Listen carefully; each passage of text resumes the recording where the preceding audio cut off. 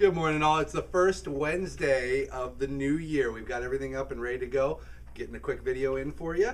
First, before we begin, if you guys are HeroClix players, you know the new set came out a couple weeks ago. It may have been a little longer, time flies. But we have the Infinity Gauntlet Challenge coming up. It's an 8-month tournament. We do one sealed a month. We build it up over the 8 months and give out all kinds of prize support that's special and only for the HeroClix Infinity Gauntlet Tournament. You'll find more about that on our website. You can call me, you can email me, I'll tell you all about it. Also, one more thing that we have going on. This is Critical Hit coming up next, not this Friday, Friday the 13th. It is a geek-based comedy show that you guys should all check out. You can find out all the information on our Facebook, and we are also going to be giving away 2 tickets to that show for free for you guys. All we want you to do, type in on our Facebook page your funniest geek joke, or post a video with you giving your funniest geek joke. Whichever one makes us laugh the loudest, we're going to give those 2 free tickets away for. But if you guys want to check it out, you can look up Critical Hit, a geek comedy extravaganza. You can find it on Facebook. You can find a website. You'll also have links on our Facebook. So give us your jokes, and we'll be looking forward to those.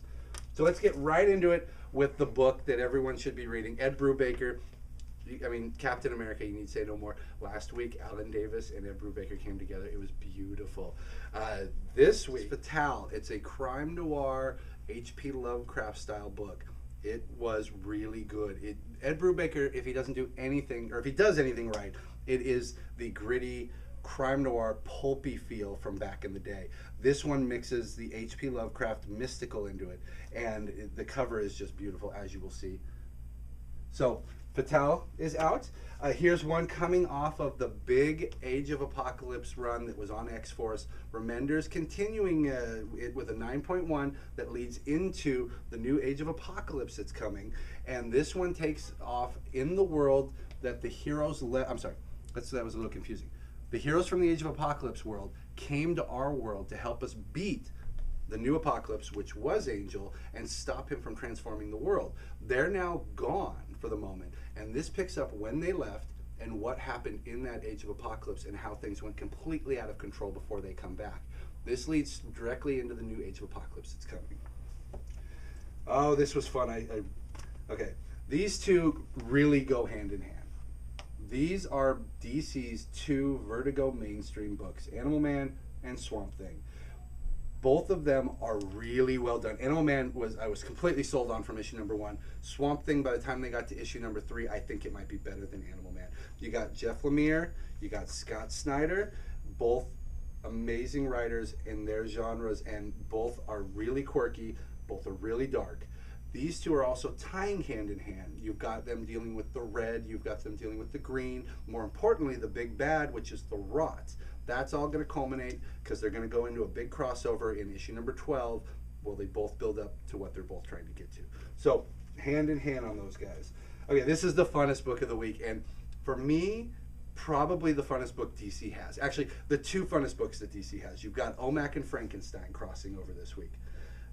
What are you going to do when you got to beat a monster? You hire a monster. So, what they've done is Checkmate, and if you guys aren't reading O.M.A.C, Checkmate's back.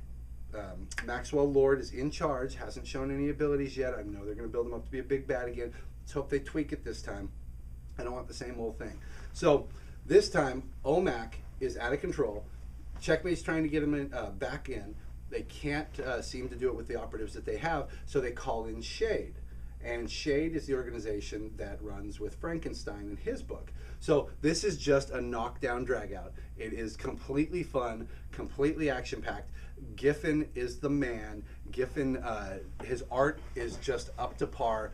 It looks like a classic Kirby style, and his writing is just something else. So O.M.A.C, and it's going to go into Frankenstein, which comes out next week, I believe. All right, I guess it's an all DC week because here's Red Lanterns. We've got more, please. And we got, last issue he threw a few of the other guys into the pool that gives them sentience. This time we get a completion on a couple of their stories, and one of them that was in a world where no one could touch, no one can interact. They were all within their little bubbles. The story's completed in this one, and it was a really good story, and it was a really messed up way for this guy to get the Red Ring. but most of them are messed up. So Red Lantern's out as well.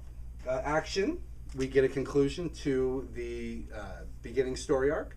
We get to see the end of Krypton. We get to see the Collector and what he's doing, and really the events that lead up to the world being introduced to the heroes and realizing that it's a problem, that there are these things out there. And then, of course, the mistrust that you get with Green Lantern, Batman, and all of these people that appear out of nowhere. So Grant Morrison finishes that guy off in issue number 5.